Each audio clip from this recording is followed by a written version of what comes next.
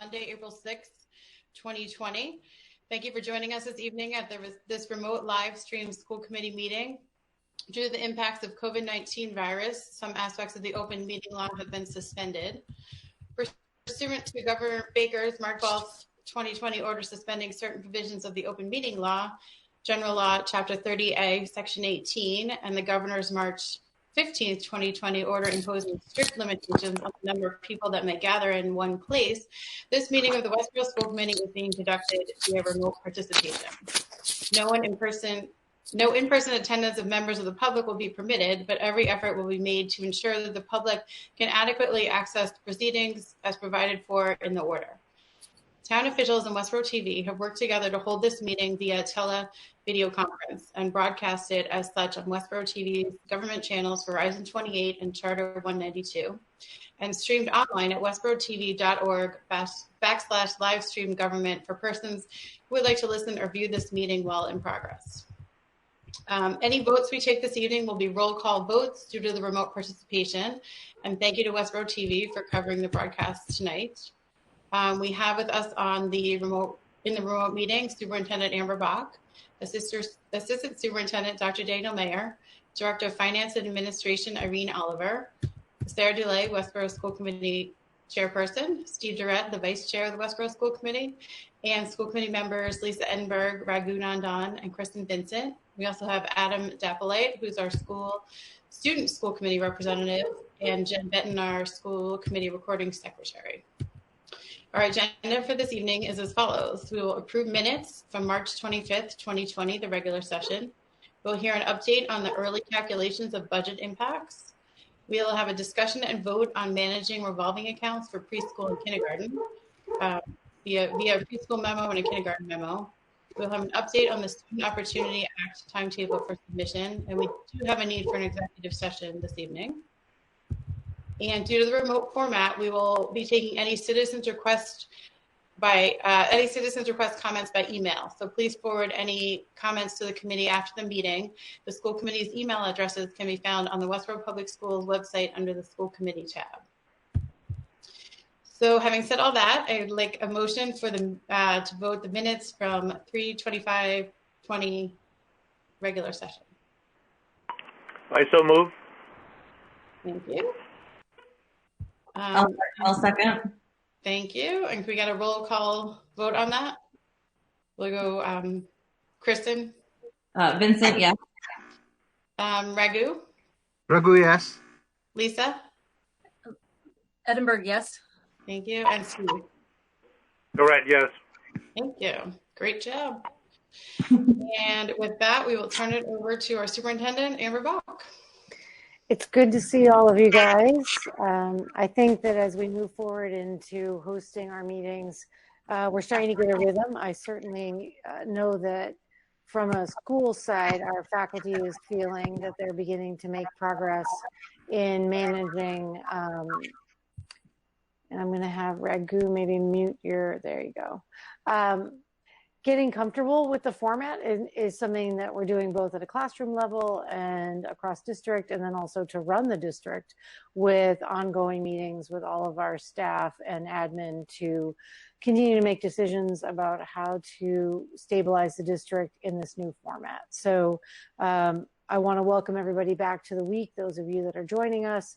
The purposes of tonight's meeting is more focused on the need for gathering the committee for some short financial actions and an update on revolving accounts as one of the first avenues by which we're starting to look at potential impacts to the budget both this year and maybe financial implications into next year. So we also have the need for an executive session, as the chair was saying. So this meeting will be short, and then we will have a more extended agenda on the 16th, when I think we hope to have more updates regarding the implementation of how online learning is going after we've gathered some parent and student feedback and staff feedback, and we'll be able to come in and do a little more legwork around making any adjustments that might be needed.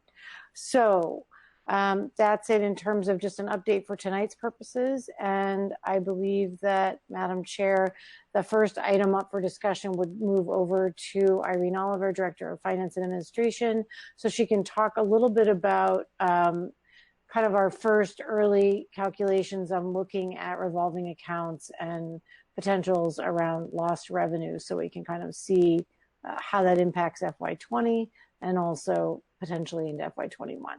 So I will turn it over to Irene Oliver. Good evening. How are you all? I'm sure you're managing just fine, but it's been challenging. I just wanted to give you an update fiscally on our finances. It's been rather challenging, as you can imagine. I've been on several DESE meetings, whether it be once or twice a week, and then in between there are business managers meetings, and we're all there's a lot of uncertainty as to trying to navigate. We all know our laws, we all know our regulations, we know deadlines and so forth, but there's been some uncertainty as to whether there's waivers or extensions on deadlines, as I explained at the last meeting, but there's still no certainty.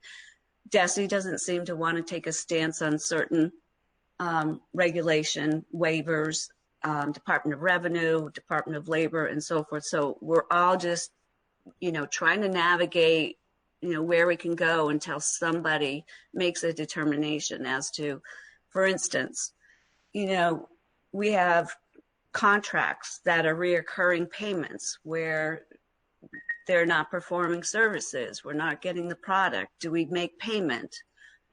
Well, there's some thought that maybe we should be paying them a percentage of the contract. Some are saying absolutely not. The towns are in disagreement with this regard as well. So unfortunately tonight, I don't have certainty for you in that regard, but I'm hoping within the next week we'll have some decisions from the state. That's what we're thinking. So that's for the paying for services are rendered. There is a potential for some losses for the district, as you can imagine. Our community education extended day program, our community ed enrichment programs, and then the first week of summer program.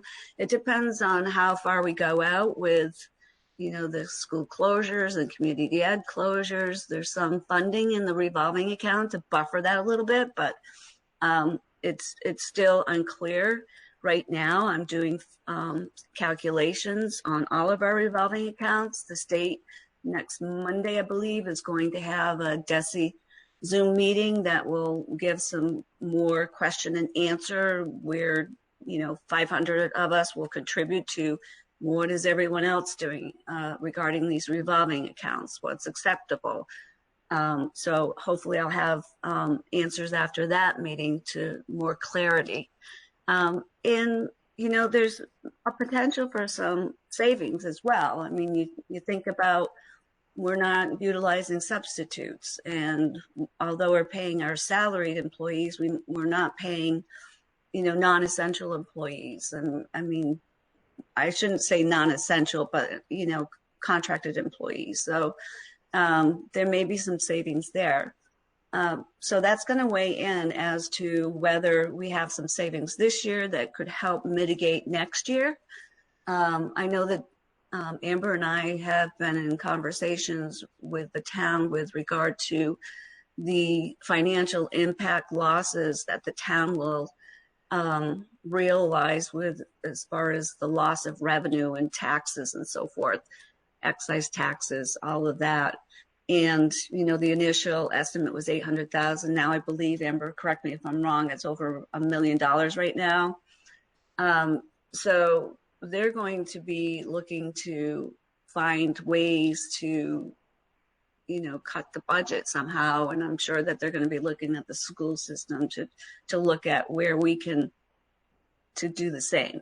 I don't know by how much, but, this is the guidance that we need from you tonight as to where we go with this subject. I know that Amber and I are looking to have a meeting with them this week to have a town finance directors meeting so that we can kind of lay everything out on the table and try to strategize as to where we go with this. And I know that the chair will be there as well, as she is every town finance meeting that we have. So some direction would be helpful. in that regard. And then I'm just following all of the regulation, that's coming out on the listserv. As you can imagine, it's been on fire. And I will update you as I know more information. So there you have it with the overall arching fiscal outcome. I mean, I could talk about the kindergarten preschool later, but. So let's talk about those later. I just want to crystallize a couple of the comments that Irene has made and want to see this as an opening of a beginning of a discussion. One, we will have our annual, as she said, a kind of regular monthly meeting with the town regarding finances. When you look at the known revenue losses that we will face, the current FY20 losses, she's mentioned several, and I'm going to highlight them with some more detail. Community ed, looking at April through June and calculating the potential of the first week of camp not running. On average, monthly, the loss of community ed averages about $91,000. So when you're looking at 3 months of lost revenue at around $90,000 apiece for April, May, and June for facing the loss of community ed revenue, that's hovering around $275,000.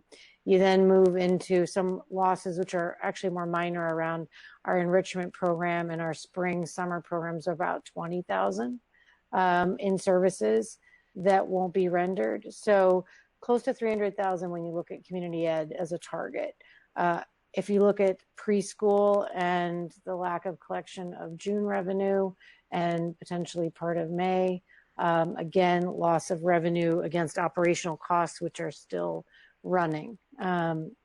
We also have the concrete loss of student activity account funding because we won't be charging students for their spring athletics. Now, a portion of those students, Irene will give me hard numbers on that by Wednesday of this week, heading into the other finances discussion. The student activity accounts, a lot of families have hit the cap by this time of year. So, it's not an additional cost. So Cheryl, the person who runs those accounts, needs to go in and look at how many are at cap and give Irene a concrete number, because I don't want to make estimates. I want to have a better, real concrete sense of loss of revenue in that arena as well. All of those, we take an annual offset of operational costs from those accounts. We want to continue to be able to do that into FY21. So I've asked her to begin drawing up those financial impacts, because I want to make sure that we can still take the offset against operational costs next year. So those are the kind of questions that we're beginning to ask. Additionally, we look at, as she said, some potential revenue savings. I'm hopeful that the balance of those two can help us come out of the close of this year in an okay place. And then we would be looking at potential impacts to see if there's offsets we can do with how we leverage revolving accounts for salaries to help us into fiscal 21. And I'm starting to look at that now. Each year I leverage in the budget preparation with you and with Irene how many salaries we ride on tuition-based accounts in order to manage the overall budget salary. And if we have loss of preschool revenue and loss of other revenues, I want to go back and cross-reference how many faculty we had riding on all of those accounts. So that's the type of posturing that we're starting now. And I'm hopeful, as Irene said, that by the time we come in on April 16th, I think we'll have, our own numbers crystallized with a little bit better knowledge. And then I'm hopeful that she's going to hear from the organizations she mentioned, where she's kind of riding the Zoom meetings with all of the DESE figures to see how they're posturing as well. So again, preliminary, and Irene, if you need to enhance any of what I've added. No, I think you've clarified it quite nicely. Thank you. I wasn't sure how far into it that I should have gone, so thank you. So that's a preliminary kind of update, and then I'll be working with Sarah.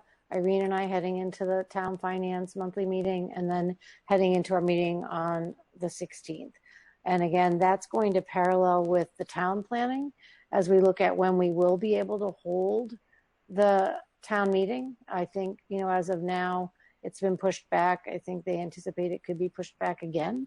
We'll take our guidance from the town, but should any review of FY21 already voted and submitted be requested for review, there's procedural pieces that we need to figure out as our boards move towards preparation for that meeting once they set a date. So again, I would echo what Irene opened with. Lots of uncertainty, not fear, but thoughtful planning. I'm not afraid. I'm not worried about where we are. We'll make it work. I think it's going to take a lot of really thoughtful collaboration with the town and with the school committee to figure out how to best come forward to a thoughtful town meeting by the time we can come together to vote. Thank you.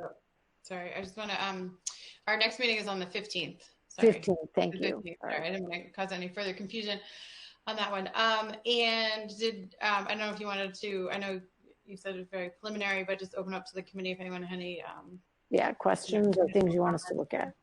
Yeah, anyone want to take a stab at it or wait until the 15th?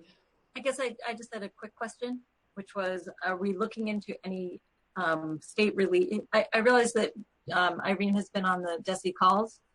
Has there been talk about state relief for education specifically? Or is it something that's just completely uncertain because they're taking care of business first on other ends? So from what I'm hearing, there has been no discussion about state relief. There have been many waivers sent to the feds, and they're coming back on a regular basis, but I've not heard of any state relief coming back yet to the schools directly.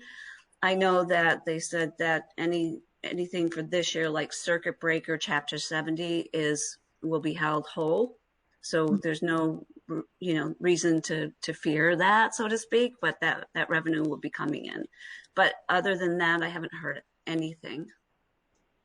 Okay. I just wondered if maybe behind the scenes you heard something, but I guess I was imagining that you would not have, but just hoping that maybe you had, but it's too early to tell. So they did just along those lines, Lisa, they did waive the 50% marker for payment reimbursement for free and reduced lunch, which we were waiting to hear. And Irene got that notice this past week. So there is some federal relief around that avenue. Now that revenue doesn't flow into the school budget, but it certainly offsets the cost impact seen by Chartwells.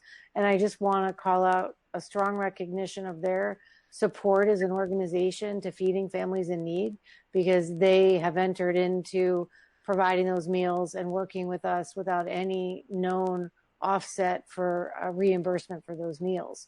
So it's very good news that they will be able to apply for some offset for that, and we'll see some revenue support there on their side. Yeah, so specifically those meals that we wouldn't have been able to claim if they weren't free or reduced, now all of those meals are considered free at the free rate for the SFSO category. So we will, you're right, Amber, we will get relief in that regard, but it's hard to say because we are feeding a whole community in need, those in need. So it's provided a great form of giving to our community, but it is a cost. So we'll have to figure out where that comes in. So I'll be working with Claudette, the food service director, to determine, she's already submitted the claim. She's already submitted the application to get that 50% waiver application approved. And so that was just done within the past couple of days. So I'll know more by April 15th. Great. Thank you very much. Thank you. Anyone else?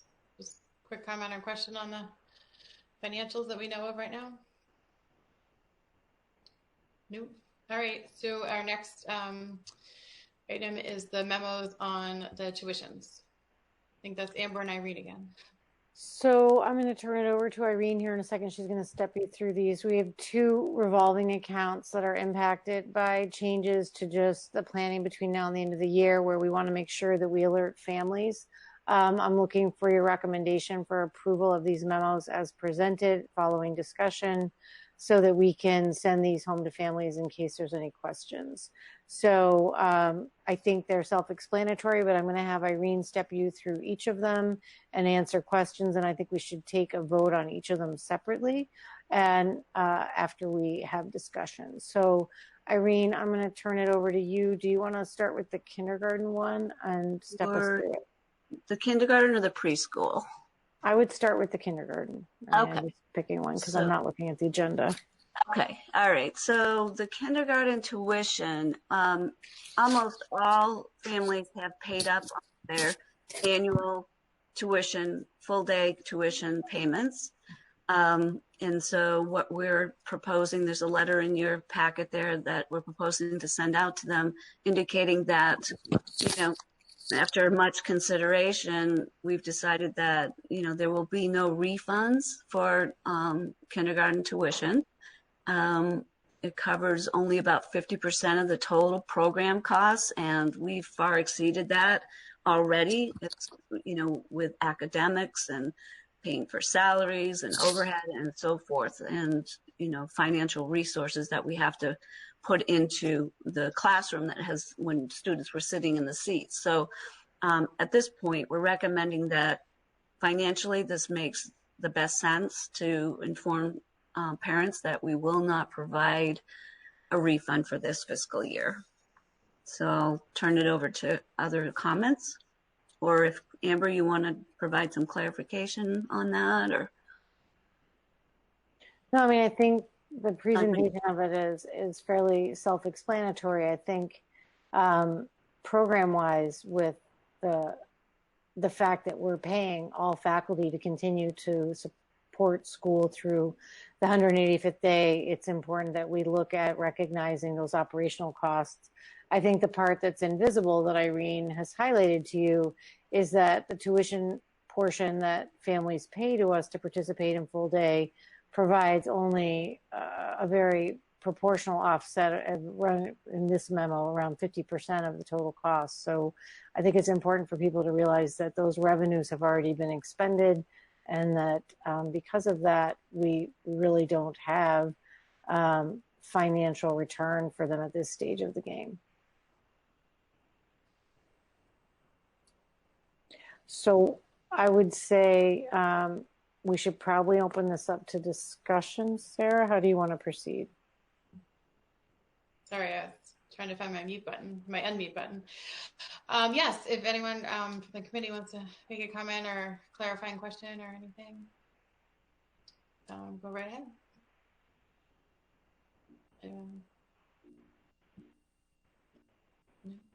I have a question. This Raghu. Hi, Raghu. I agree with this memo, contents of this memo, but are we expecting some kind of a fee pushback from the parents? So that I mean, I think that on a case-by-case basis, if parents, we haven't certainly received a lot of calls about it. I think right now we have almost 100% participation in the online learning that's being provided by kindergarten families at our classroom level. And this week we're starting additional support of special education, counseling, and all the other range of services that we provide. So at this point, this is the operational structure of school that the state is supporting us providing, and therefore we consider it as school in session. So, I certainly think that there will be people that will want to discuss that, but I don't think that we've seen, a particularly an outcry of information or requests for refunds. I've not had any in the business office, just to let you know. Okay, thank you. Anyone else? Oh, sorry, Raghu again? No. Anyone else? Comment, question? On kindergarten, and then we'll vote on kindergarten, and then we can do pre-K separately, as Amber said. I mean, I think the comment for me is that, it's not that we don't understand that people are dealing with tremendous financial hardships right now, but looking at program and operations and the fact that the program is continuing till the end of the year in another fashion, makes sense to me as a school committee member looking at this. I just think these are hard times and these are hard decisions, and I'm glad to see that Amber and Irene, that you've examined this closely and that you can evaluate it and be able to have people understand how it works. And I think that's all we can do at this point. So I appreciate you going through it and bringing it forward and having us vote on it. Thank you, Lisa. Thank you. Anyone else or anyone want to make a motion to support the memo as written?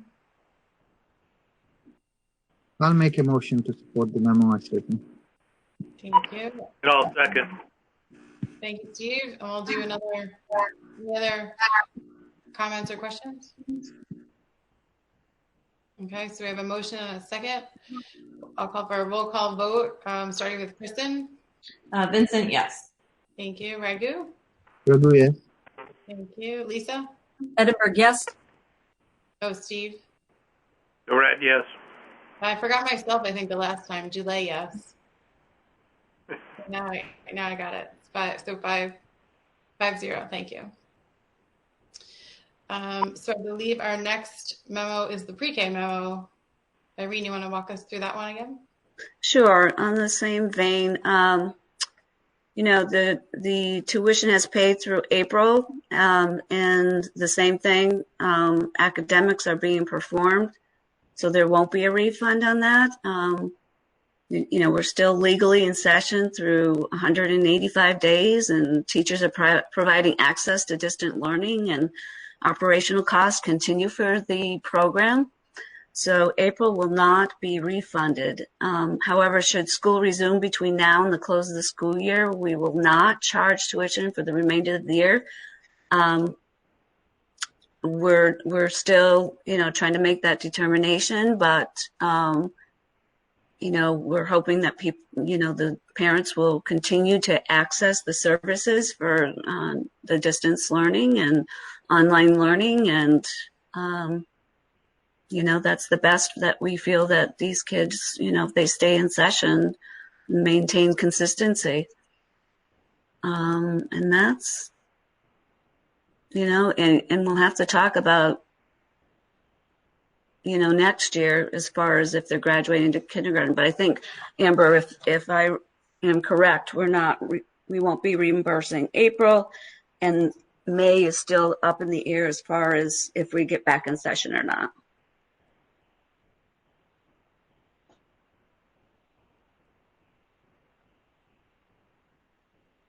Amber? I know, sorry, I was having trouble unmuting myself. Okay. I was like, long pause, I apologize. I definitely want to speak a little bit about this one. Again, I think we recognize that the tuition collected through April, we see as reasonable to cover the service that will be provided through the close of the year. So, what my perspective is that 3-year-olds, we know, cannot fully access on any level without their parental support, help, and engagement, the things that we're making available online. But we are providing programming. We have students accessing it at a high level and participating, and I think enjoying the structure and continuity of participating in the morning meeting lessons and then a posted reading lesson available to parents for their students. I think it's essential that parents keep their kids in that structure and that they participate so that students get the continuity of that development and the engagement of the academic instruction and the social emotional work that happens in the school setting. And even online, I believe we feel that our teachers are doing a nice job to connect and that students are enjoying and benefiting the opportunity to interact. I think that the way that we see the balance of this working is, again, we are providing and paying for programming, or we're operational all the way through the close of the year and paying all faculty. Therefore, we really feel that the offset for preschool is that the tuition they paid for April will basically provide for all the online support that we can do through the close of June, and support families in making sure that we can work with them on transition planning we stay kind of connected, so we can work on transition planning to kindergarten or transitioning to year 2 of preschool, both of which require, kind of just engaged interaction around class placements and planning. So again, all of the part of the service is rendered to being in program, and therefore an important part of what preschool is. So that's, again, I feel like an important recommendation to make, as you said, Lisa, recognizing at the same time that we have people that are facing financial challenges. At this point, these are funds already paid, and people can know that they won't receive additional billing for us through the remainder of the year for providing for their child. So that is the memo as rendered, and I would open it up to discussion. Thank you. Any other comments, questions on the preschool programming tuition? Is preschool, it's not required for 185 days, is it? They do a couple days less. So they'll finish up earlier than the 185th day, but the faculty works through the 185th day. So they continue to do the transitional work, the end of year closure, and the things that we do to make classes and roll everybody forward. All of that happens after they end programming with, I don't know what the actual last day is, Dana might be looking it up, but they finish a couple days earlier than the kindergarten to 12. And Amber, I think they come in a day earlier as well to prepare. I'm not quite positive on that, but that seems to be coming up. The faculty comes in on the same schedule as all faculty, but in terms of end of year, the preschool faculty work the same exact schedule as all faculty. Exactly. Okay. Any other comments, questions, or a motion?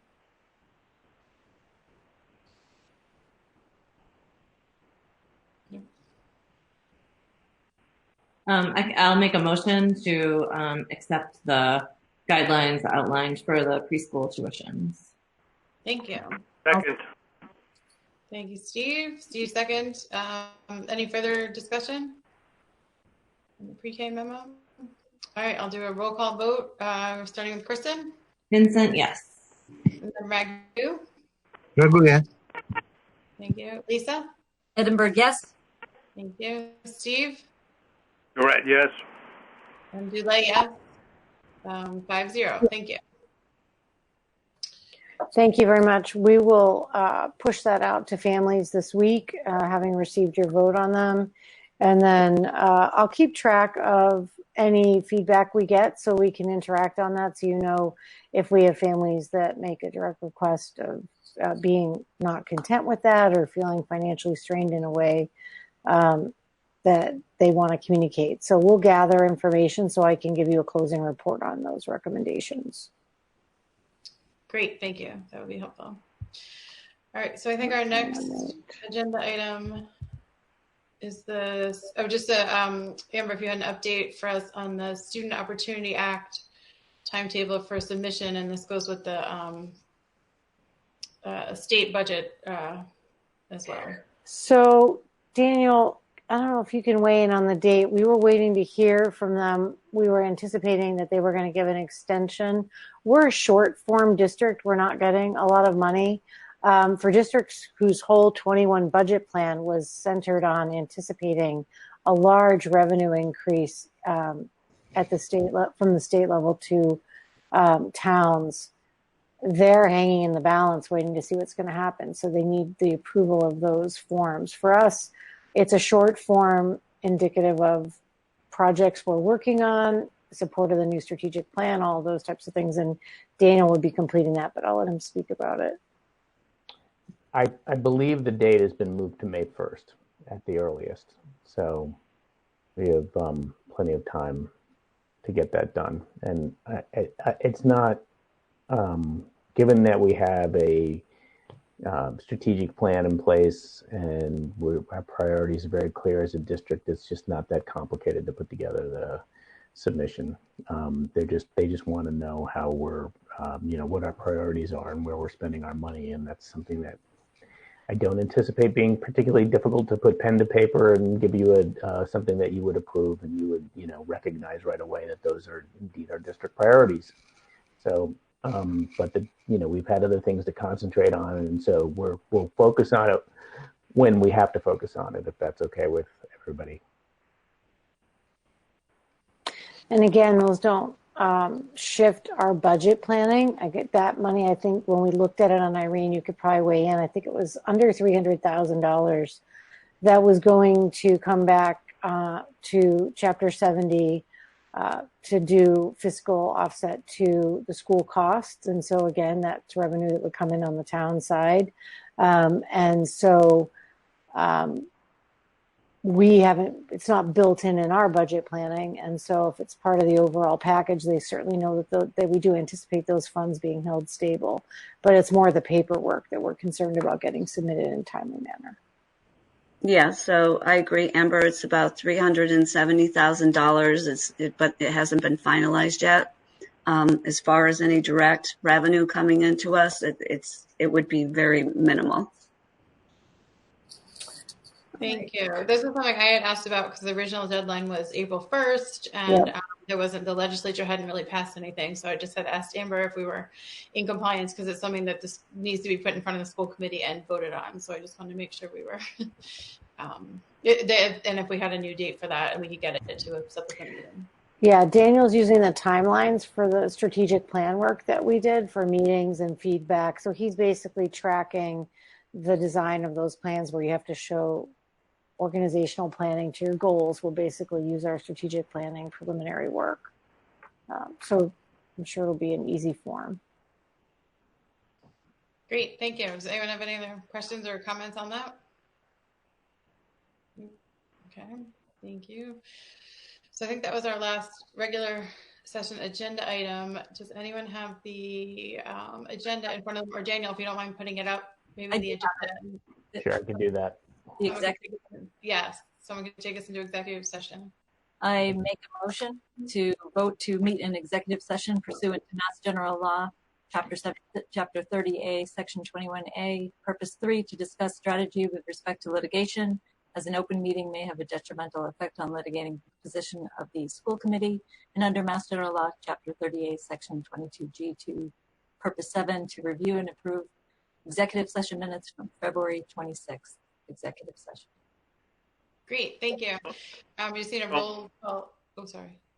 Steve, did you have a move. Oh, Steve moved. Thank you. Sorry, I almost forgot the moving. And then I need a second.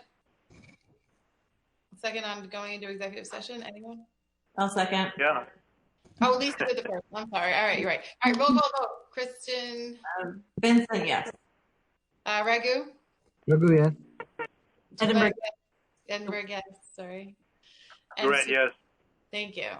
All right, we are going into executive session. Thank you. So stay on the line and we'll